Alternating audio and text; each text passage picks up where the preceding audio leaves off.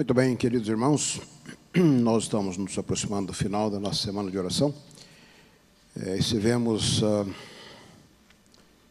desde o domingo, nessas noites, avaliando aspectos da graça. Hoje, o nosso tópico é a fraqueza da graça. Falar da fraqueza da graça facilmente poderia ser interpretado como uma contradição de termos. Afinal, de que fraqueza possível pode ser a graça de Deus acusada? Afinal, não é precisamente este o poderoso instrumento usado por Deus, escolhido para regenerar rebeldes e transformar inimigos? Contudo, por estranho que possa parecer, como o amor, a graça tem uma imponderável fraqueza. Como o amor, a graça pode ser rejeitada. Quando eu fui pastor no Canadá, eu fui solicitado por um irmão para ajudá-lo a restaurar o seu casamento. Eu havia dado estudos bíblicos para ele e a esposa, mas agora, alguns anos depois, a família estava falida. E assim, num domingo, nós nos reunimos na igreja vazia, no escritório pastoral. Ele iniciou a conversa. Ele não se dirigia a mim, se dirigia à esposa. Ele não pediu nenhum conselho. Dirigia-se a ela. A sua voz era baixa, quase um sussurro, visivelmente abalada pela emoção. Os olhos estavam imersos naquele estágio inicial do pranto. Pedia perdão, confessava o seu amor. A uma certa altura, ele se ajoelhou aos pés da esposa e olhos fitos nela. O pranto agora era inevitável. E ele disse: "Eu te amo." Eram mexicanos. A mulher parecia um bloco de gelo, distante, inalcançável. Nestas circunstâncias, normalmente o que esperaríamos seria uma briga, uma troca de acusações, ou que ela dissesse a razão, pelo menos que ela dissesse a razão pela qual ela se comportava daquela forma, com tamanha indiferença. Ela apenas disse que não estava interessada. Levantou-se e saiu. Soube depois que ela tinha outros interesses. Eu tenho, por muito tempo, ensinado que o oposto do amor não é o ódio. O oposto do amor é a indiferença. Uma ocasião, andando com a minha esposa ao redor do nosso bloco lá em North York, no Canadá, eu não pude deixar de ouvir a conversa de dois homens que iam à frente. Um deles descrevendo o naufrágio da sua família. E ele, a uma certa altura, disse: "Sabe de uma coisa? O que é mais curioso é que eu não me importo mais." Com aquele caso do casal lá na minha igreja de Toronto, eu estava estarrecido. Uma das cenas mais tristes que testemunhei ao longo de muitos anos. Aquela cena confirmou a convicção de que o amor, por maior que ele seja, por mais nobre, por mais sincero, por mais altruísta, ele pode ser rejeitado. E assim é com a graça. As Escrituras estão pontilhadas de exemplos, de histórias, de pessoas que rejeitaram a oferta da graça de Deus. E aqui, amigos, Deus absolutamente não pode fazer nada. Seu enorme poder torna-se paralisado diante da rejeição humana. Analise essa noite alguns exemplos. Um deles é o do próprio Judas. Algum tempo atrás, num outro sermão, eu mencionei alguns dos aspectos que eu gostaria de repetir nessa noite. Judas é o mais notório dos discípulos de Cristo. Seu nome aparece sempre como o último em cada uma das 3 listas nos evangelhos sinóticos, isto é, em Mateus, Marcos e Lucas. E na lista do livro de Atos, o nome de Judas é completamente omitido. Judas é o colossal exemplo do fracasso em toda a história humana, o mais colossal e funesto exemplo da rejeição da graça de Deus. Nas 3 listas dos apóstolos, o seu nome é sempre qualificado com um epitáfio acusador: aquele que traiu o Senhor. Seu nome é uma forma, é uma variação do nome Judá, que significa o Senhor guia. Mas a ironia é essa, que ninguém foi mais guiado pelo diabo do que Judas. Não é incomum ouvir pessoas expressarem a sua simpatia por Judas, particularmente depois que aquele evangelho apócrifo foi descoberto, popularizado pela revista Geographic Magazine. Judas passou a ser visto como um tipo de herói. E assim é que Rubem Alves, um teólogo erudito, professor da Unicamp, o descreve num livro recente intitulado Pimentas, um capítulo dedicado a Judas. Alguns alegam que Judas apenas cumpre as profecias, mas note, as profecias de traição de Cristo estão baseadas na presciência divina e não numa predestinação. Nenhum dos evangelhos isenta Judas da culpa. Ele é mantido, visto, descrito como responsável por aquilo que ele faz. O fato de que a sua ação fora prevista nas Escrituras não predeterminara que ele praticasse o ato da traição. Na verdade, as pessoas não escolhem porque Deus viu. Deus viu porque elas escolheram.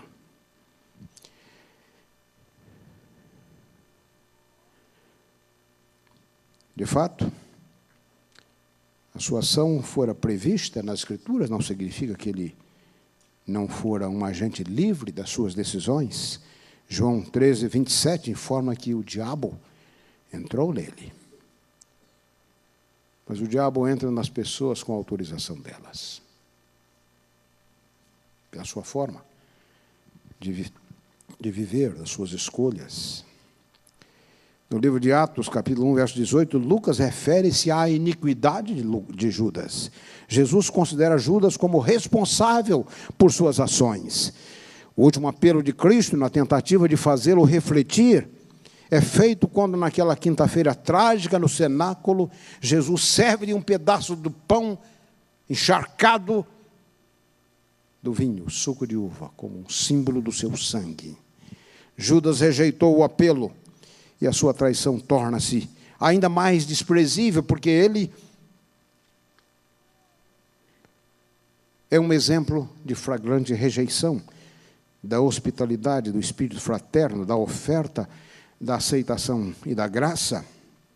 Salmo 41, verso 9, um dos salmos messiânicos do Antigo Testamento: até o meu amigo íntimo, em quem eu confiava, que comia o pão comigo, levantou-se contra mim.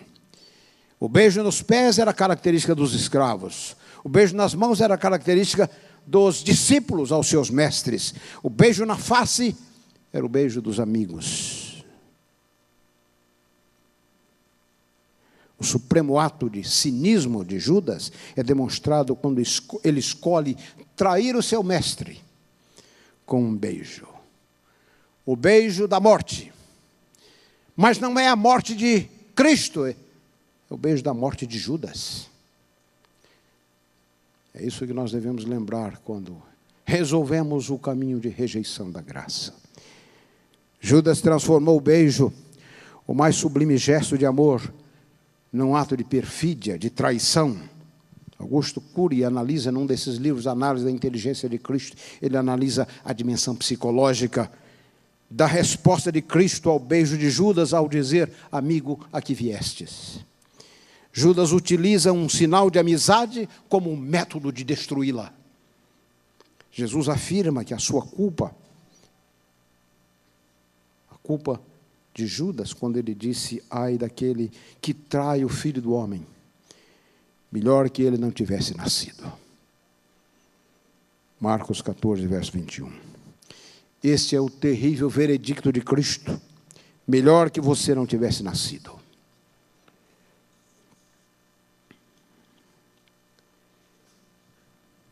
A culpa de Judas é sobretudo vista no fato de que, afinal, é ele mesmo quem se condena. O reconhecimento do seu crime em trair sangue inocente por dinheiro fatalmente o leva ao suicídio. Estas são as profundas turbulências que a rejeição da graça de Deus provoca no coração humano. Judas foi acometido de remorso, que não é arrependimento. Mas mesmo assim, ele reconhece a sua culpa. A história de Judas é o gélido e sinistro exemplo das profundezas do mal escondido nas entranhas do coração humano.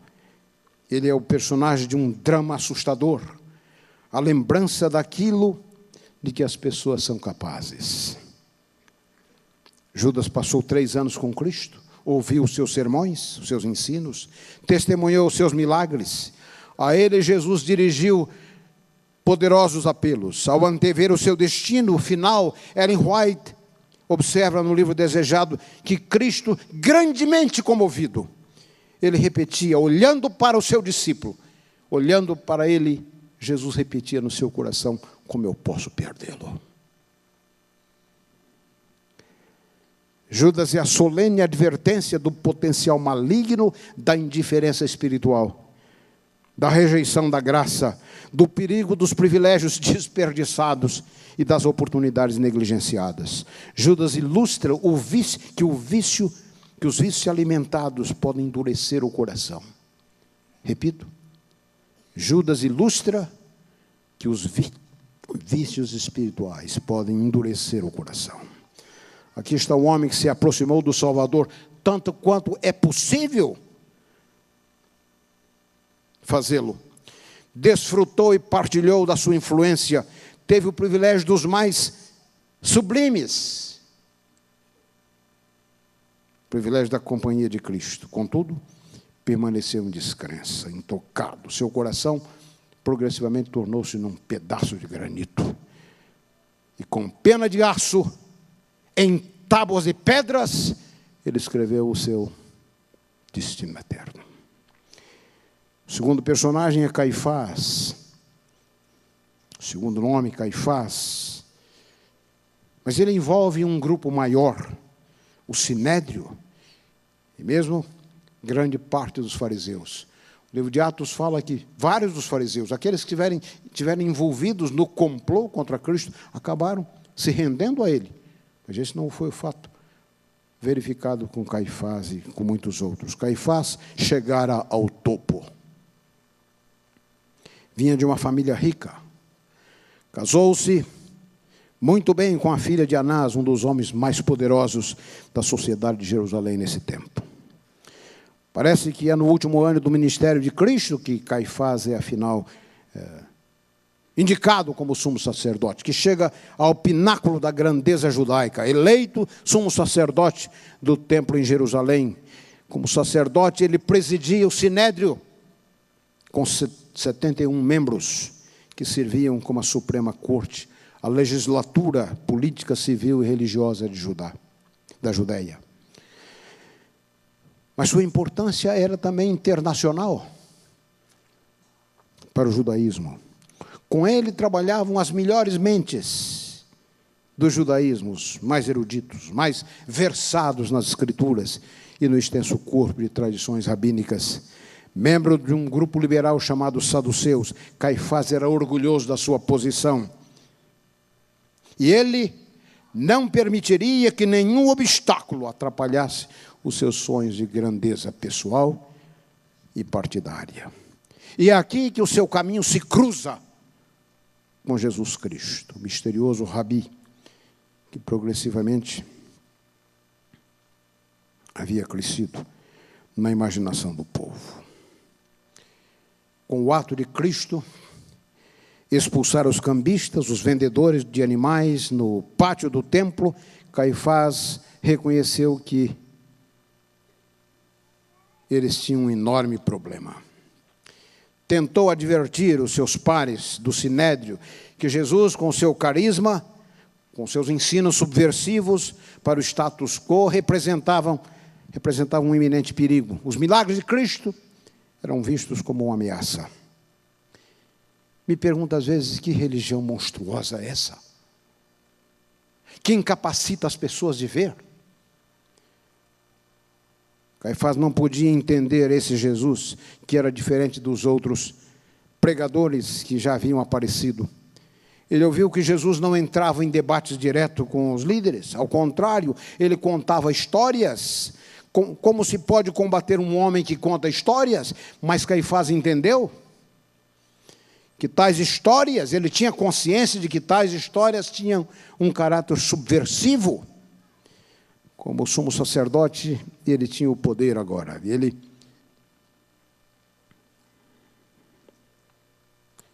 poderia apressar o fim a esse incômodo. Sua mente começa a ser dominada por uma ideia fixa de livrar-se de Cristo. De maneira astuta, ele formula a sua filosofia, o seu manifesto politicamente correto. É melhor que um homem morra do que toda a nação pereça. A lógica desse manifesto convenceu a muitos dos seus colegas. A idolatria de Judas era a avareza. Pense, a avareza tem muitas faces, tem muitos sintomas.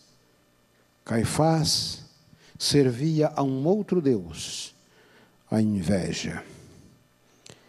Por sua ordem, Jesus foi preso. Note, irmãos e amigos, a inveja, ela é sempre antecedida pelo orgulho. Não sua inveja no vácuo. Por inveja, diz as Escrituras.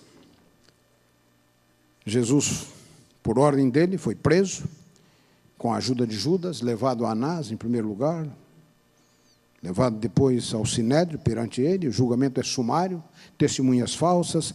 Caifás simula aquela farsa, aquele circo de rasgar as vestes sacerdotais para impressionar, e entrega Jesus a Pilatos. E claro, João 19, verso 11, falando de Pilatos, o evangelista disse que Jesus, no seu diálogo com Pilatos, afirma que aquele que me entregou a você é culpado de um pecado ainda maior. E como Jesus usa aqui o singular, o pecado daquele que me enviou, provavelmente ele está se referindo a Caifás, principalmente ao sumo sacerdote. Jesus havia transtornado o estabelecimento religioso judaico desde o início do seu ministério público, de que o acusavam, de que ele era um rabi irregular, de que não tivesse entrado pela porta correta, que tivesse subido de maneira adequada os degraus, que ele não tinha credenciais, que ele não tinha a autorização apropriada. Ou seria o seu provocativo estilo? Ou seria ainda o seu relacionamento progressivo com pessoas disputáveis, fraternizando com os improváveis, celebrando em vez de jejuar, proclamando uma nova teologia, ou profanando o sábado com as suas curas incômodas? Ou ainda, a razão seria que ele desconsiderava a tradição dos anciãos. Ele tinha, de fato, rejeitado por atacado o farisaísmo, criticado os seus exponentes, e colocado, de certa forma, criticado, de fato, os expoentes dessa teologia, por colocarem as tradições acima das Escrituras. Curiosamente, as reprovações de Cristo, as mais severas, tome atenção nisso, as reprovações mais severas de Cristo, suas advertências mais cáusticas, não foram contra aqueles que eram considerados os maiores pecadores. Os ataques mais sérios de Cristo não foram contra os imorais, os impuros, mas contra aqueles que se julgavam santos.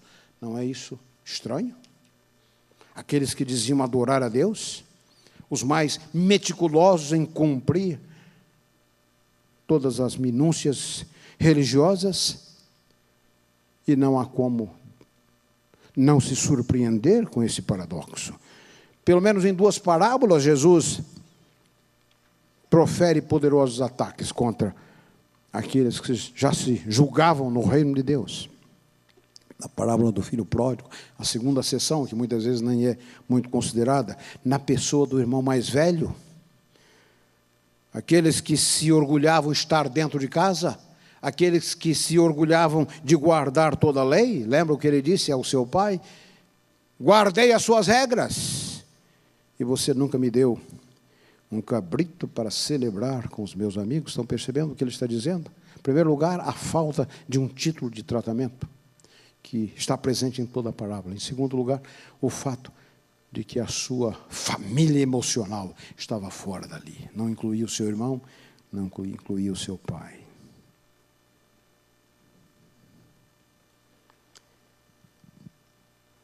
E Jesus descreve a situação dele até pior do que aquela do jovem que havia saído de casa e que numa terra distante havia caído em si.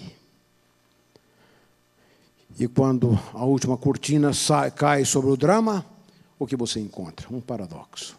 Aquele que estava fora está dentro e aquele que estava dentro está fora. E por esse grupo aqui, por esse filho, que na sua alegação era um cumpridor da lei, que permanece, contudo, alienado do seu pai, Jesus está falando, descrevendo esse grupo do status quo do judaísmo. Uma outra parábola do publicano e do justo fariseu. Quem desce justificado? Para surpresa, desce justificado o menos provável. Aquele que lá no templo não se atreve nem levantar a sua cabeça. Todos os sintomas de suas manifestações corporais, batendo no peito, cabeça baixa, admitindo sua culpa, comparado com aquele que se julgava santo. E na parábola, o publicano e do fariseu justo, é o publicano quem desce justificado. Não é de incomodar um ensino desse? Jesus deixa evidente que os pretensos religiosos se importavam muito mais com regulamentos do que com pessoas, mais com cerimônias e purificação do que com a pureza moral, mais com as leis do que com o amor. Jesus os havia denunciado como hipócritas, como guias cegos, comparou-os às sepulturas caiadas, que pareciam belos monumentos exteriormente, mas por dentro, ossos, cheios de ossos, putrefatos e impurezas. Jesus havia afirmado que as prostitutas e os coletores de impostos terão acesso ao reino de Deus em primeiro lugar. Estas não eram acusações simples, mas vistas como intoleráveis. Pior ainda, é que ele era visto como um subversor da autoridade deles, enquanto, ao mesmo tempo, fazia reivindicações de que ele era senhor do sábado, e mesmo em ser igual a Deus, tal conduta era vista como blasfema. E a indignação desses grupos da liderança religiosa parecia até justificada. A doutrina de Cristo era herética aos olhos deles. Seu comportamento afrontoso Pior ainda, ele era visto como um subversor da autoridade deles, enquanto ao mesmo tempo fazia reivindicações de que ele era o Senhor do sábado do próprio Deus. Mencionei. Assim, seu ministério deveria ser interrompido. Até que, antes que os arranhões se transformassem em fraturas, em fendas, e o prejuízo fosse irreversível. Jesus deveria ser silenciado na cabeça desses líderes. Caifás, em primeiro lugar, deveria ser preso e colocado em julgamento. Ele merecia morrer. Mas qual realmente era a motivação das autoridades judaicas? Seria isso, no fundo, apenas zelo pela estabilidade política ou preocupação com a verdade doutrinária? Mais tarde, os representantes do estabelecimento religioso alegaram que Jesus conspirava contra César, mas o texto bíblico informa que Pilatos, astuto observador, treinado para observar, ele percebeu que aquilo era apenas uma farsa, aquilo era apenas o circo que havia sido montado. Não acreditou na alegada lealdade dos líderes judeus a Roma, a motivação era outra. Sob qualquer disfarce estava o vício da inveja. Mateus 27, verso 18, afirma que Pilatos sabia que, por inveja, eles entregaram Jesus. Os líderes judaicos eram orgulhosos, radicalmente nacionalistas, orgulhosos da sua religião, orgulhosos da sua herança. Moralmente, se sentiam superiores, orgulhosos da justiça deles. Eu mencionei antes que a inveja é sempre precedida pelo orgulho. O combate contra Jesus era, no fundo, e essencialmente uma luta por poder, por autoridade. Jesus havia desafiado a autoridade deles, enquanto ao mesmo tempo eles percebiam que ele era de uma ordem superior. Eles haviam antes perguntado a Jesus sobre que autoridade você prega. Jesus os emudece com uma contra-pergunta irrespondível. Qual a autoridade de João Batista? A inteligência da pergunta é extraordinária, porque se eles dizem que era do céu, a pergunta seguinte era: por que vocês não o aceitaram? Se eles dizem que é da terra, eles seriam hostilizados pela multidão. O dilema era perfeito. A inteligência de Cristo não podia ser enfrentada. Assim, negaram uma resposta. A prevaricação, irmãos, é uma evidência da falta de sinceridade, do dolo. Jesus evidenciava autoridade para curar, expulsar demônios, ensinar sobre Deus, perdoar pecados.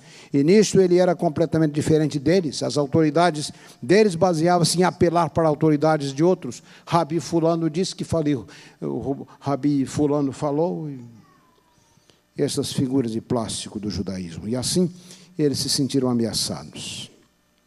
Jesus subvertia o prestígio deles, sentiam inveja dele e resolveram livrar-se do pregador.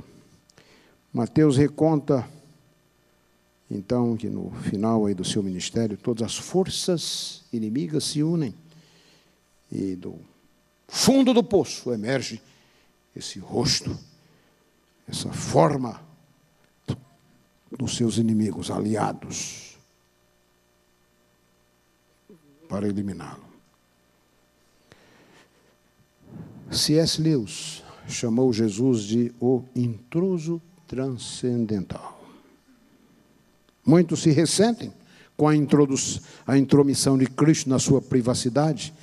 Eles querem ser deixados sozinhos com os seus próprios joguinhos nanicos. Porque você acha que muitos dizem com arrogância não crer em Cristo.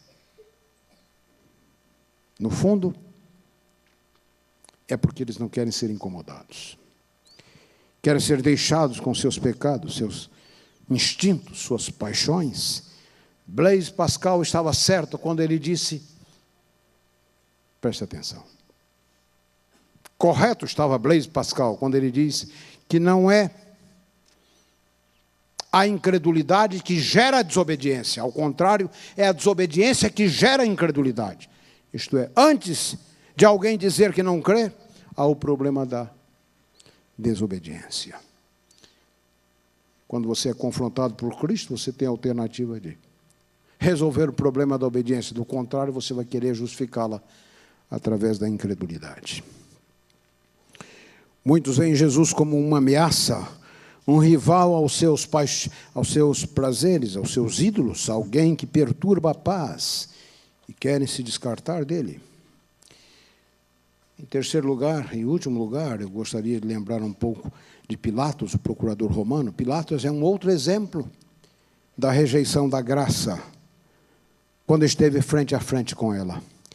O credo cristão, que vem desde o final do segundo século, afirma que Jesus foi crucificado sob a autoridade de Pôncio Pilatos. Indicado procurador romano, ele era um tipo de governador da Judeia, nos limites do Império Romano. Pilatos havia sido apontado por Tibério, serviu na Judeia por 10 anos, do ano 26 ao ano 36. Adquiriu a reputação de um administrador capaz, com o tipicamente senso romano do fair play. Era odiado pelos judeus. Sua atitude provocativa revelou-se ao exibir normas romanas em Jerusalém. Pilatos, segundo a história mencionada por Joséfo, ele havia se apropriado do dinheiro do templo para construir um aqueduto. De acordo com Filo, Agripa I havia escrito uma carta para Calígula, e nela ele descreve Pilatos como um homem inflexível, cruel e obstinado. Buscava a todo preço manter a lei e a ordem, duro em sufocar insurreições e ameaças. O quadro de Pilatos que emerge dos evangelhos parece estar em harmonia com essas características. Quando os judeus lhe entregaram Jesus, sob a acusação de subversor da paz, se opondo ao pagamento de tributos a César, Lucas 23, verso 2, Pilatos não se deixou enganar com essa conversa, pelos malabarismos políticos dos judeus. Os evangelistas deixam claro duas coisas, duas atitudes em Pilatos. Primeiro, ele estava convencido de que Jesus era inocente. Ele ficou impressionado com o porte nobre do prisioneiro. Ellen White disse que, embora machucado, ferido, filetes de sangue que escorria pelos lábios inchados, vestido com uma jocosa capa, diz ela que Jesus tinha a nobreza, o porte de um rei no trono. Além disso, a convicção pessoal de Pilatos foi confirmada por uma carta da sua esposa em um momento dramático. Diz o texto de Mateus 27, verso 19, essa mulher que a tradição chamou de Cláudia, escreve ao seu marido, registrado nos evangelhos, não te envolvas com esse justo, porque hoje em sonho muito sofri ao seu respeito. Essa não é apenas uma mensagem baseada em intuição feminina, mas uma advertência sobrenatural. O segundo elemento sobre Pilatos na narrativa dos evangelhos são as suas engenhosas tentativas de evitar tomar uma decisão clara de um lado ou do outro. Ele desejava evitar sentenciar a Cristo, uma vez que ele cria na sua inocência. Por outro lado, ele tentava evitar exonerá-lo, uma vez que os líderes judeus criam na sua culpa. Assim como ele poderia reconciliar o que parecia claramente irreconciliável. Nossos maiores enganos, irmãos, amigos, nossos maiores enganos espirituais, eles emergem quando nós estamos tentando reconciliar aquilo que é irreconciliável. Pense na história das suas falhas, desvios e fracassos, e você vai ver que a maioria delas aconteceu quando você estava tentando reconciliar o irreconciliável.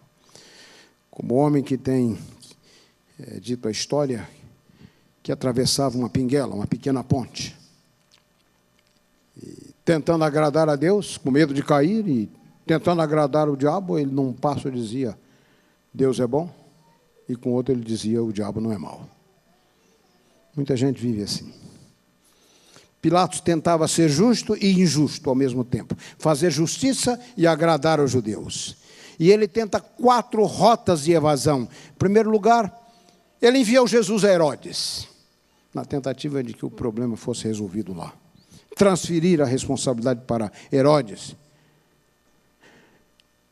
Para sua surpresa, Herodes o reenvia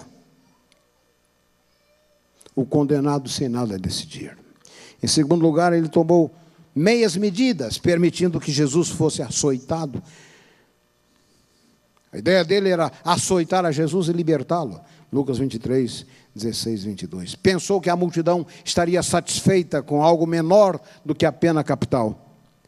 Nós sabemos o que ele deveria ter feito. Ele deveria ter liberto a Cristo, sem essa de açoitá-lo. Em terceiro lugar, Pilatos tentou com Barrabás transferir a decisão para o povo, que gritava, sedenta, multidão sedenta de sangue. Novamente, em sua fraqueza, ele busca libertar o prisioneiro com um ato de clemência em lugar de executar um ato de justiça. Uma atitude astuta, mas ao mesmo tempo vergonhosa. Os gritos por Barrabás fizeram Pilatos congelar. O inesperado aconteceu. Sua última tentativa foi lavar as mãos. Pilatos era daqueles que gostam de ficar em cima do muro. Lavou as mãos, protestando ser inocente do sangue desse homem. Mateus 27, 4. E antes que as suas mãos estivessem secas, ele entregou Jesus para ser crucificado. Como ele poderia se considerar inocente diante da monstruosa injustiça? Algumas vezes, não fazer nada, irmãos, não dizer nada, é tão ímpio como a pior das ações. Aqueles que buscam evitar as consequências de um aberto compromisso com Cristo, buscam subterfúgios convenientes, deixam a decisão para outros, ou se contentam com compromissos precários, tomam às vezes decisões públicas, mas a lealdade deles é apenas aparente, negam a Cristo, como centro, negam a Ele o centro de comando da sua vida, da sua vontade. 3 expressões aqui nos evangelhos iluminam, afinal, o que Pilatos fez. Lucas 23, 23 a 25. Mas eles instavam com grandes gritos, pedindo que fosse crucificado. E o seu clamor prevaleceu. Então, Pilatos decidiu atender ao pedido deles e soltou aquele que estava encarcerado por causa de sedição e homicídio, a quem eles pediam. E quanto a Jesus, entregou a vontade deles. O que lemos aqui? Os seus gritos, as suas demandas, a sua vontade. Diante disso, Pilatos covardemente capitulou. Lucas 23, 20 diz que Pilatos, querendo libertar a Cristo, mas Marcos 15, 15 disse, querendo satisfazer a multidão. Estão percebendo o dilema? Irreconciliável. Querendo libertar a Cristo de um lado, querendo satisfazer a multidão. Por quê? Porque eles tocaram o ponto sensível de Pilatos. Se libertas a esse homem, torna-te inimigo de César. Qualquer um que reclama ser rei se opõe a César. João 19, verso 2. Eles tocaram na fraqueza de Pilatos. A escolha era entre honra, ambição ou princípio e conveniência. Certamente Jesus era inocente, ele sabia disso. Certamente a justiça demandava que ele fosse liberto. Mas como Pilatos poderia defender a inocência de Cristo, fazer justiça, quando, se por isso, ele negava a vontade do povo, hostilizava os líderes da nação, ele talvez provocasse um levante, caía no desprezo do imperador. Sua consciência foi afogada pelas vozes da racionalização. Sobre Judas, Caifás e Pilatos pesa uma enorme culpa. E é claro que outros estiveram associados a eles, os sacerdotes, no caso de Judas, os soldados, no caso, os fariseus, no caso de Caifás, os soldados, no caso de Pilatos. Curiosamente, para cada pessoa ou grupo envolvido no drama da crucifixão, o mesmo verbo grego é utilizado para didomi, significando entregaram. Judas o entregou, Caifás o entregou, Pilatos o entregou. Meus queridos irmãos, lembre-se que os vultos das Escrituras, eles são representativos, eles são tipológicos. Essas pessoas não são apenas elas representam pessoas em seu encontro com Cristo. As Escrituras retratam como as pessoas reagiram no seu encontro com Cristo. E tais vultos representam as atitudes de toda a humanidade. Você conhece certamente o nível espiritual que pergunta: estavas lá ao crucificarem o meu Senhor? Quando o hino pergunta, devemos responder: sim, nós estávamos lá. Não como meros espectadores, mas como participantes da culpa, do complô, do esquema da traição, da barganha. Nossas mãos também estão marcadas do sangue inocente. Também nós o entregamos para ser crucificado, por avareza como Judas, por inveja como Caifás, por ambições e conveniência como Pilatos. Avareza, inveja e ambição são as nossas idolatrias, os nossos pequenos deuses. Podemos tentar lavar as mãos da responsabilidade, mas a nossa tentativa é tão fútil como a dele. Antes de podermos ver a cruz como algo feito em nosso favor, levando-nos à fé e à adoração, devemos vê-la como algo feito por nós, levando-nos ao arrependimento.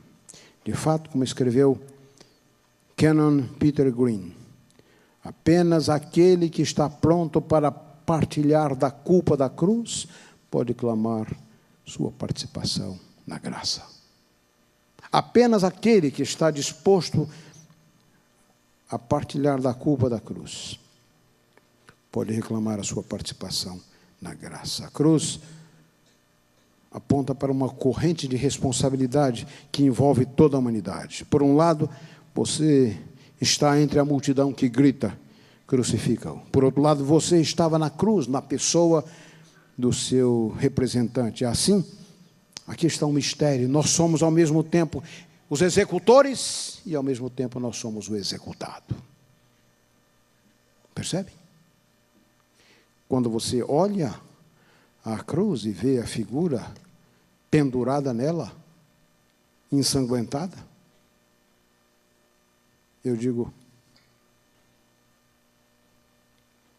pregaram o pregador no seu púlpito, incapaz de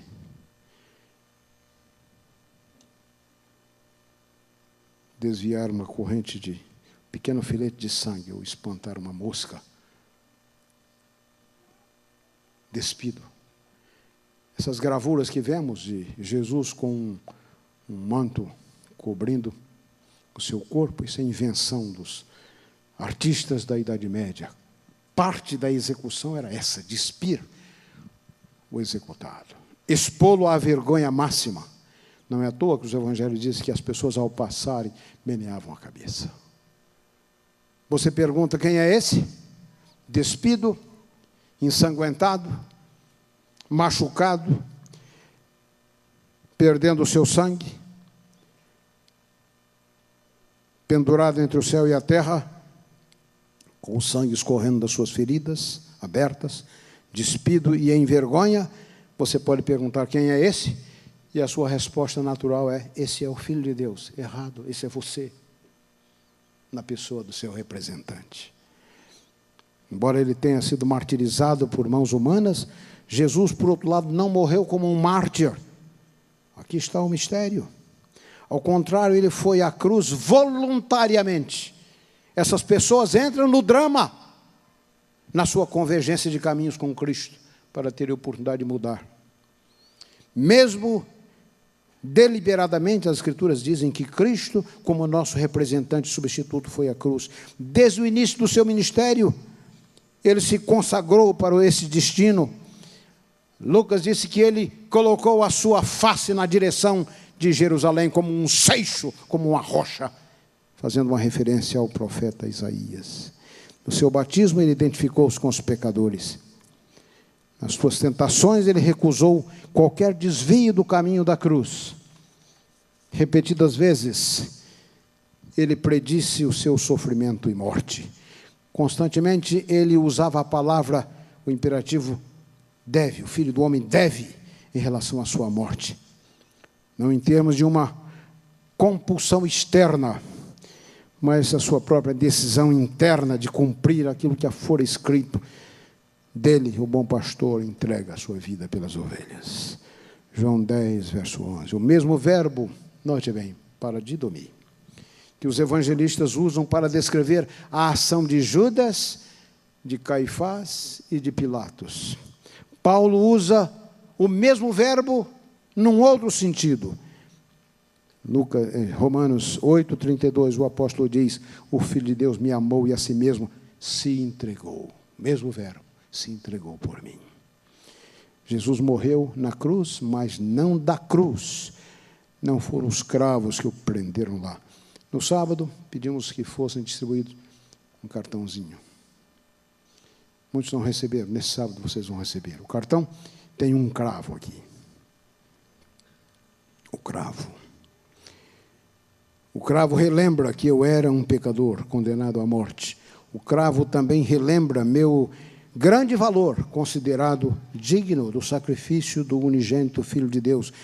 Jesus Cristo avaliou-me precioso, o suficiente para dar por mim, para que por mim suportasse a dor da cruz e vertesse ali o seu sangue para dar-me vida. O cravo relembra de tomar a minha cruz a cada dia e segui-lo.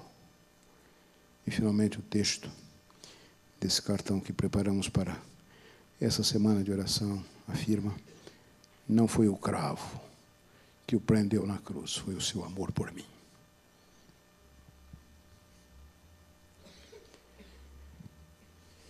Ele morreu para que você viva. Mas lembre-se, a fraqueza da graça é essa, ela pode ser rejeitada. Alguns dizem assim: no futuro, amanhã. Gostaria de terminar, convidar o conjunto que vai cantar. Que feridas são essas? Gostaria de lembrar a você, aqueles que estão nesta ideia de que amanhã, depois, semana que vem, eles podem tomar a sua decisão. Gostaria de dizer de dois problemas muito sérios com relação a essa atitude relacionada com a graça de Deus. Em primeiro lugar, o amanhã é incerto. Nenhum de nós sabe do que vai acontecer amanhã. Pode ser que amanhã, a essa hora, a gente já esteja enterrado no cemitério de Arthur Nogueira. Mas há outro aspecto para aqueles que estão contando com essa graça no futuro. Sabe qual é o grande problema? O segundo é que amanhã, semana que vem, mês que vem, ano que vem, você não vai ser a mesma pessoa. Pode ser que você hoje esteja no limiar do reino de Deus. Eu fui pastor nessa igreja em Toronto, uma igreja enorme, um castelo, construído no final do século XIX, pedras maciças, compartimentos e quartos e salões por todas as partes que você andasse. Um auditório impressionante. E muitas vezes eu pensava: quantos sermões foram pregados aqui? Quanta gente ouviu aqui? E alguns chegaram a dizer: bom, tenho tempo, ou é amanhã, ou é semana que vem. Fico pensando nessa igreja, quantas centenas de sermões já não foram pregados aqui. Lembre, na semana que vem, no mês que vem, você não será a mesma pessoa. Pode ser que hoje você que está pronto a aceitar estará completamente afastado de Cristo. É por isso que a Bíblia disse hoje, se você ouvir a sua voz, não endureçais o vosso coração. Eu tenho dito que se eu encontrasse nas Escrituras que o dia de se render a Cristo é amanhã, na semana que vem, eu entregaria a minha credencial, porque então eu não teria nada para pregar. Hoje, não rejeites a graça. Deus fale a você, através do hino que vamos ouvir.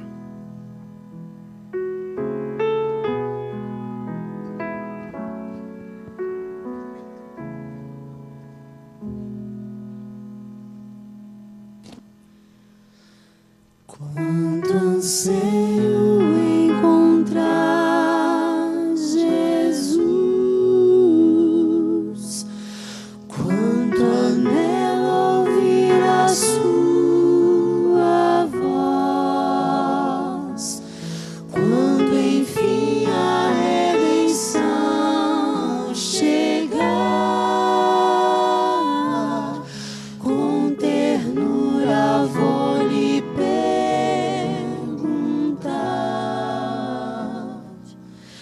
que feridas são essas nas tuas mãos? Que feridas são essas nos pés? São feridas com que fui ferido em casa de amigos meus. Que feridas são essas nas tuas mãos? Que feridas são essas nos pés? São feridas com que fui ferido por te amar até o fim. Quanta dor causei ao meu Jesus, sofrimento amargo lá na cruz. Nessa história desse amor sem par, não me cansarei de perguntar: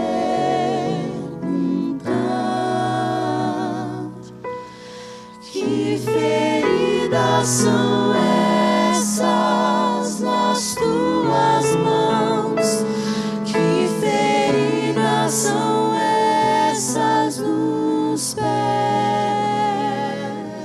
São feridas com que fui ferido em casa de amigos meus. Que feridas são essas nas tuas mãos?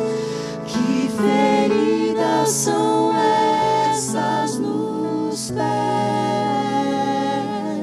São feridas com que fui ferido por te amar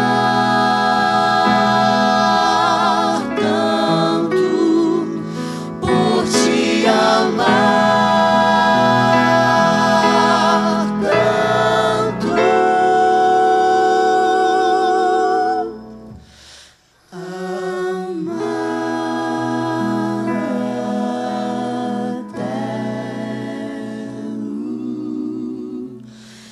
fim. Amar até o fim.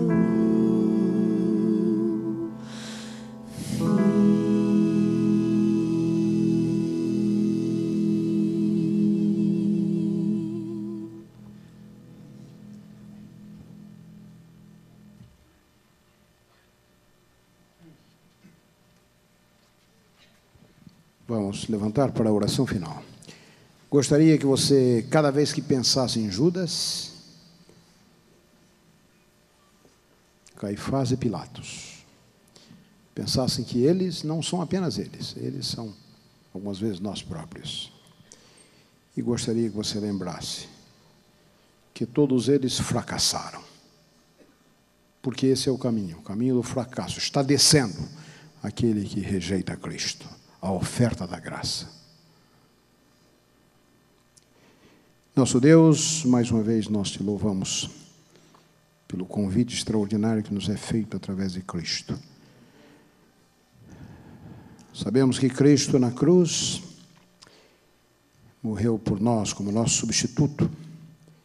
Ele tinha pecado sobre ele, mas não nele, para que nós tivéssemos justiça sobre nós, a nos cobrir. Embora não justiça em nós, separado dele. Acompanha-nos nessa noite, dirige-nos e permite que o nosso coração seja sensível à tua voz, à tua palavra, ao teu convite, no nome de Jesus. Amém.